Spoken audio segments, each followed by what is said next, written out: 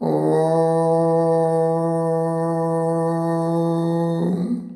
सबको सादर सप्रेम नमस्ते जी।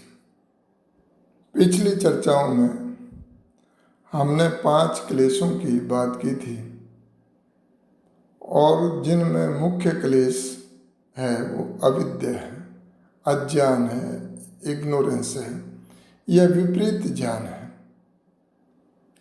और जब तक व्यक्ति की अविद्या आदि ये 5 क्लेश कर्माशय से नहीं मिटते हैं तब तक हमारा इसी प्रकार से आवागमन अर्थात जन्म लेना, मृत्यु को प्राप्त होना, ये चलता रहेगा।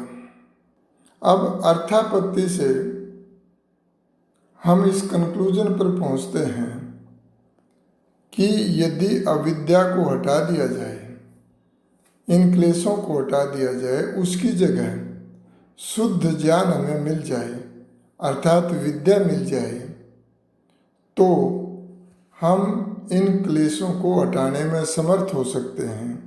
और जब ये क्लेश हट जाएंगे तो फिर कर्माशय नहीं बनेगा और हम मोक्ष का आनंद, ज्ञान और बल ईश्वर की कृपा से भोग सकते हैं।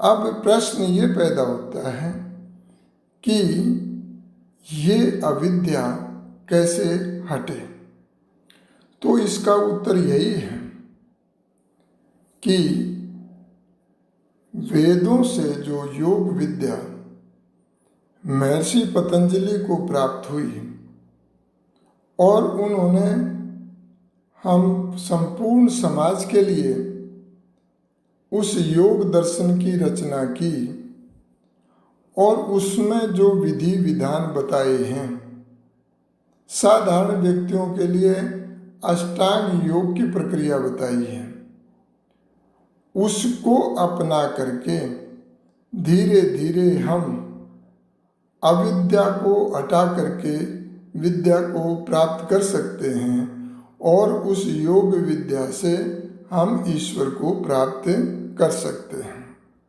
अब फिर से समझते हैं एक और सिंपल भाषा में। काम, क्रोध, लोभ, मोह, ईर्ष्या, द्वेष, अटैचमेंट, उम्मीदें रखना, दूसरों से आशाएं रखना, ये सब वैदिक भाषा में अविद्या कहलाती है। इसी प्रकार हिंसा करना,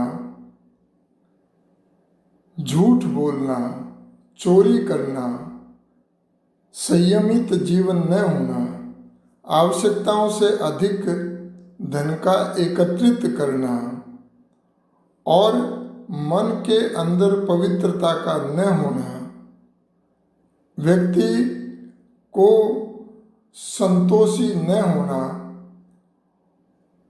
और तप का अनुष्ठान न होना, ईश्वर पर विश्वास न होना और ईश्वर समर्पित न होना, ये सब के सब चीजें हैं, ये सब अविद्या कहलाती है। इसके विपरीत विद्या क्या है कि जब हम किसी भी व्यक्ति से, प्राणी मात्र से वैर न करें, प्रत्येक व्यक्ति के साथ में जब हम सोचते हैं कि दूसरा हमारे से सत्य वादन करे, सत्य बोले, मीठा बोले, तो हम भी वैसा ही बोलें। जो व्यवहार हम दूसरे से अपने लिए चाहते हैं वैसा ही व्यवहार हम दूसरे के लिए करना प्रारंभ कर दें। इसी प्रकार दूसरे की किसी भी वस्तु को न चाहना, जब हम चाहते हैं तो एक तरह से मानसिक चोरी हो जाती है। तो अपने सामर्थ्य से जो हमें प्राप्त होता है उसी वस्तु को अपना समझना। ईश्वर की आज्ञाओं का पालन करते हुए जो ईश्वर ने कॉन्स्टिट्यूशन दिया है, वेद रूपी कॉन्स्टिट्यूशन, उसकी में जो आज्ञाएं लिखी हैं उनका पालन करते हुए संयमित जीवन बरतना और उतना धन का संग्रह करें जितने से हमारी आवश्यकताएं अच्छे ढंग से पूर्ण हो जाएं। शरीर की शुद्धि, मन की शुद्धि, इंद्रियों की शुद्धि करना। ध्यान रहे, मन में अगर गलत विचार आते हैं तो इसका मतलब मन की अशुद्धि है, और उसको शुद्ध करने के तरीके जो हैं वो जैसा बताए हैं कि हम जल आदि से शरीर की शुद्धि करते हैं, और मन की शुद्धि सत्य से होती है, और आत्मा की शुद्धि विद्या और तप से होती है, और बुद्धि की शुद्धि शुद्ध ज्ञान से होती है। आज परंपराओं से जो ज्ञान हमें मिलता है उसमें कुछ शुद्ध भी हो सकता है, कुछ अशुद्ध भी हो सकता है, लेकिन ये हमें निर्णय करना है कि शुद्ध क्या है, अशुद्ध क्या है। जैसे हंस दूध में से पानी को अलग कर देता है, इसी प्रकार बुद्धिमान व्यक्ति सत्य और असत्य को अलग अलग कर सकता है। जो व्यक्ति जिन परंपराओं में, जिन मत मतांतरों में पैदा होता है वह उसी के अनुसार उन परंपराओं को सत्य मान लेता है, परंतु वास्तव में क्या वो सारी परंपराएं सत्य होती हैं? ये विवेक बुद्धि को पैदा करना पड़ता है, और इसलिए मनुष्य को बुद्धि दी है कि सत्य क्या है, असत्य क्या है, क्योंकि स्वार्थी व्यक्तियों ने अपने प्रयोजनों की सिद्धि के लिए बहुत से अपने मत मतांतरों में असत्य का समावेश करवा दिया है। जैसे हमारी ही हिंदू परंपराओं में ये बात पहले, आज से 100 वर्ष पहले ये बात आती थी कि स्त्री और शूद्र को पढ़ाना नहीं चाहिए। छोटी छोटी उम्र में शादी कर देते थे, तो क्या ये परंपराएं शुद्ध थी? क्या ये विद्या थी? नहीं, ये अविद्या थी, अज्ञान था, इग्नोरेंस था। छोटे छोटे बच्चों की बलि चढ़ा दी जाती थी मन्नत मांगने के लिए। क्या ये ज्ञान था? नहीं, ये अज्ञान था। तो इस प्रकार से विवेक बुद्धि से जब व्यक्तियों ने, महात्माओं ने, धर्मात्माओं ने इसका प्रचार किया कि नहीं भाई ये गलत है, तो उन परंपराओं को छोड़ा। इसी प्रकार अनेक प्रकार की भ्रांतियां अभी भी समाज में व्याप्त हैं जो अशुद्ध हैं, लेकिन हम उनको शुद्ध मानते हैं और इसलिए हम दुखी होते हैं।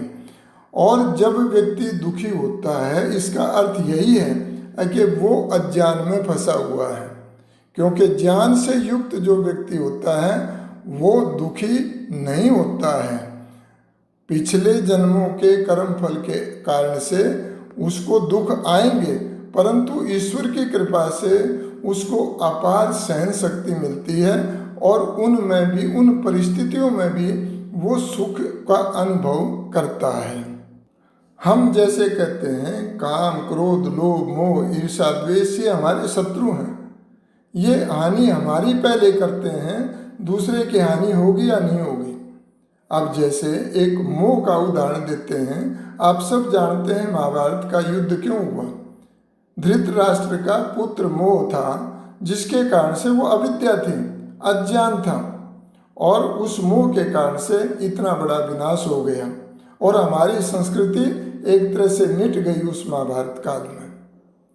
तो इसी प्रकार से हम जब बच्चों का पालन पोषण करते हैं तो कर्तव्य पालन की दृष्टि से हमें बहुत अच्छा इंसान बनाने का प्रयत्न उनको करना चाहिए। ये माता पिता का कर्तव्य है, लेकिन मोहवश उनकी गलत आदतों को स्वीकार करना ये हमारा कर्तव्य नहीं बनता है उसमें सुधार करने का प्रयत्न और पुरुषार्थ स्वयं से ना हो तो विद्वान आदि को बुला करके घरों में सत्संग आदि करवा करके करवाया जा सकता है।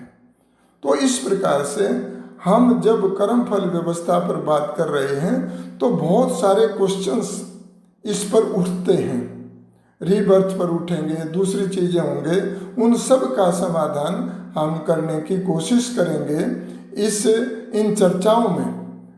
तो आपने मेरी बात ध्यान से सुनी, तदर्थ आपका बहुत बहुत धन्यवाद। और ये चर्चाएं हमारी कोशिश रहेगी कि जारी रहें और हम सीखें कि हमारे कर्तव्य क्या हैं, किस प्रकार से हम अच्छी सुसंतान का निर्माण कर सकते हैं और स्वयं हम अपने जीवन में कैसे ईश्वर का आनंद ज्ञान बल प्राप्त करके और अपने इस जीवन को सफल कर सकते हैं। आपका बहुत बहुत धन्यवाद।